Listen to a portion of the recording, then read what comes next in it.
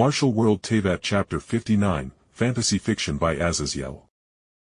Days passed by all too quickly with the two kitsune and the guards swapping between the watches of Keqing and myself as I quickly built up the factory with my build gun that no one could use with how it was locked to my DNA signature. To say nothing of how they couldn't even read its display. But either way, with the water filtration and biomass collecting system finished, I laid out the foundation and levels of the factory, which went up to 5 floors tall, with the factory reaching more than 100 meters tall and needing Keqing to fly me around, allowing me to zip around like a mad goblin with my build gun shooting new structures into existence.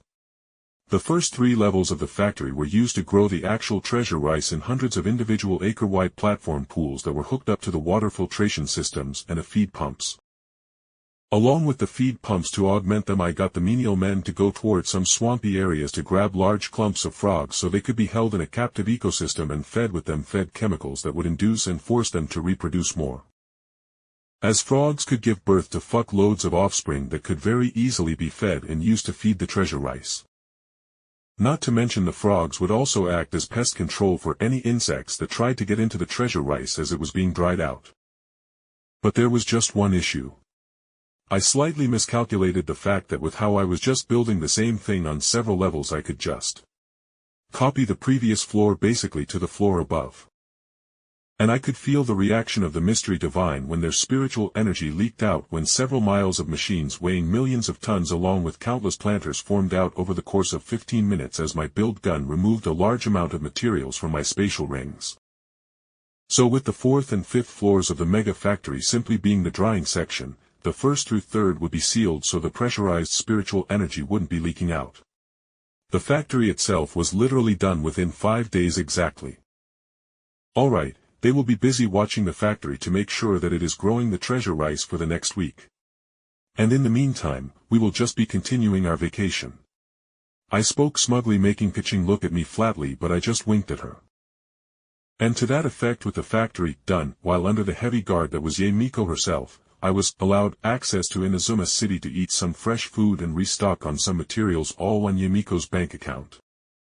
Thankfully the base materials they had on hand were still pure enough for my needs, but even as we were wandering the city I could easily tell how food prices were greatly heavily inflated due to scarcity, with even the sakura blossoms being carefully swept up so people could eat them.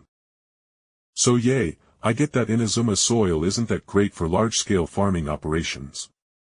But why don't you guys fish more? I asked curiously, knowing that I saw fishermen fairly commonly. And while eating the horribly overpriced tofu, Ye stated dully. Because the deeper the water you are in, the bigger the sea monsters you run into.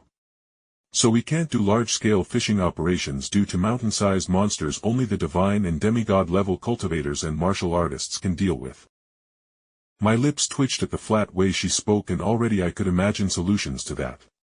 Simply have a large-scale flying castle-like structure with great nets that could run through the ocean below, with the nets when full would pull up to the castle to have the fish dropped into a spatial device that could stop any decay even if the fish would die very quickly. With a Tier 4 martial artist, or cultivator being designated to watch over the structure that could also act as a cultivation point with how I could pressurize the spiritual energy. I felt Keqing poke me in my side as she drawled in amusement. Jake, no. We are on vacation now. And I just chuckled as I took a drink of my tea as part of my consciousness returned to my spatial rings, where I looked at where a pelican was being built for stealth and speed was being built via the build gun within the spatial ring. With Keqing and Miko being none the wiser, as it was a complete bitch to say the least to integrate spatial runes and wards with a micro laser while working on my factory, so that the spatial pocket within this spatial ring wasn't frozen temporally like all other spatial rings were naturally. So I am curious, Jake. Ye spoke before she paused and thought at how to frame the question. I am surprised your lovely wife isn't trying to push for you to make some way back to Liyue. Why are you just so calm? My lips twitched before I laughed and said calmly. Why would I be in a rush to leave? I am doing what I wanted to do in making mega-sized structures.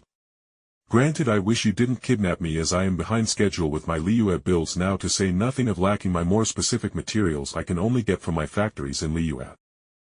I made an obnoxious sipping noise from my tea that made Keqing's lips twitch knowingly as Ye's kitsune ears twitched in annoyance at the noise. But why get all bothered about stupid details when I am still building? I have Keqing here who I love, so I am not lonely or anything, but either way, who is to say I don't have some kind of grand escape plan? I teased, with Ye's face twitching. The pink-haired kitsune was silent for a moment before she spoke with amusement. Well, Jake, with such genius behind your every move, why don't you give me a little hint on how you plan to escape? I raised an eyebrow and an utterly evil thought hit my mind, so I grinned and said, in the food factory, one of the thousands of machines is actually a cover for a teleporter. Good luck. And I will never forget Ye Miko's look of utter dismay as she realized that no matter if I was lying or telling the truth, she and the rest of the Tier 4 cultivators who could actually sense spatial energy disturbances were going to have to go over my factory with a fine-tooth comb.